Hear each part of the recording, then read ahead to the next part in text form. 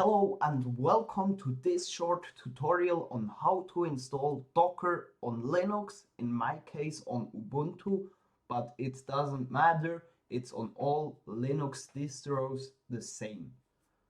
First, here in Ubuntu, I would recommend you to add the terminal to your task list,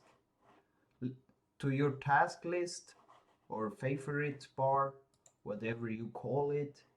Here on the left bottom, then here terminal, add to favorites, and now as you can see, when you go back to your desktop, you can open the terminal, and there you go, and the terminal always is here on the left side. Then you can type in docker, for example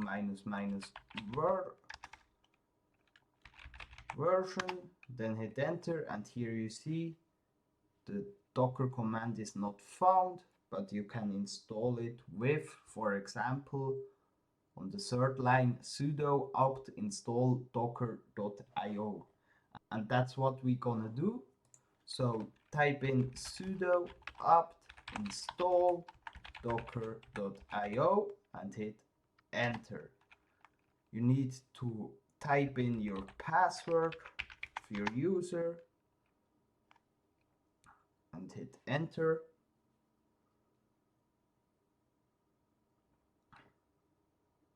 There we go. Now to check if the installation of Docker was successful, type in docker ---- version or docker version, doesn't matter. Now you should see something similar to my output here. If the output works, it means that you have successfully installed Docker on Linux. Congratulations! And now let's move on.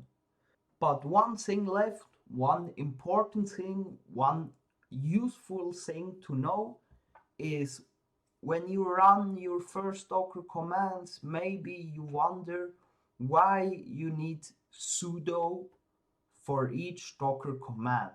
So it's really annoying when you type in something like docker run hello world, which is a basic example of an image to run it as a container from Docker itself.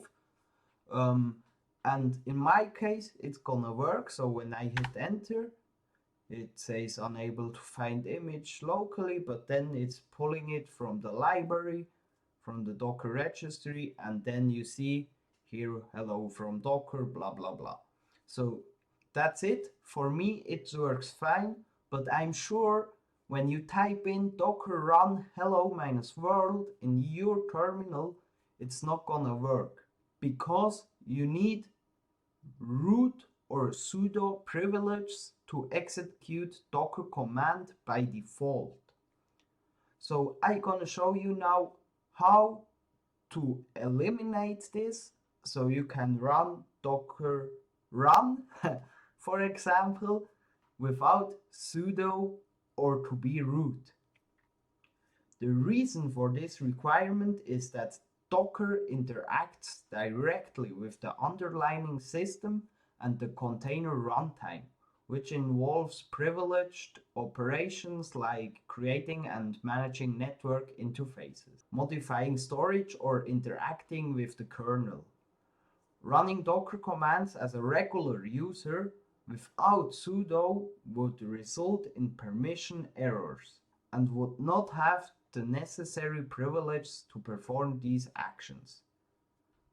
So evaluate Docker permissions safely, how to add users to the Docker group, that's what we're gonna do.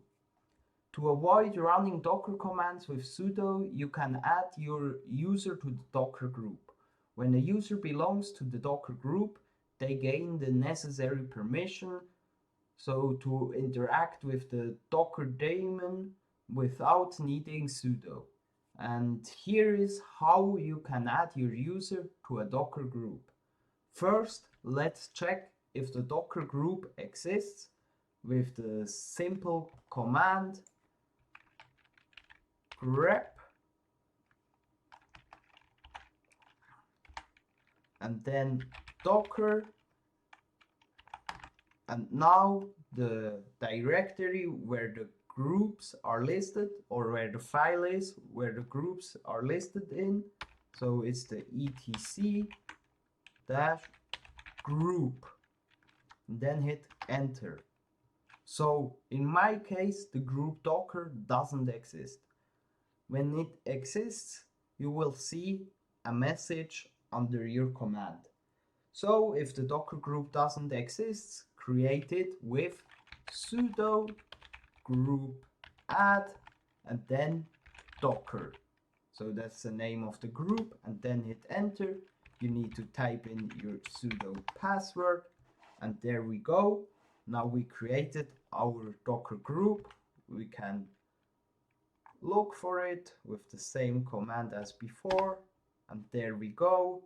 Docker group is created. And then the last step, add your user to the Docker group with sudo user modification, then -a-g, and then the group Docker and the variable for the current user, $user.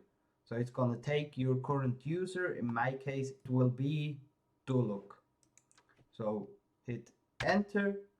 There we go. And now you can type in Docker version, for example, and the command should run without any problem and without the warning that your permissions are denied. It's essential to be cautious when adding users to the Docker group, as it grants them elevated privileges. Make sure to only add trusted users to this group.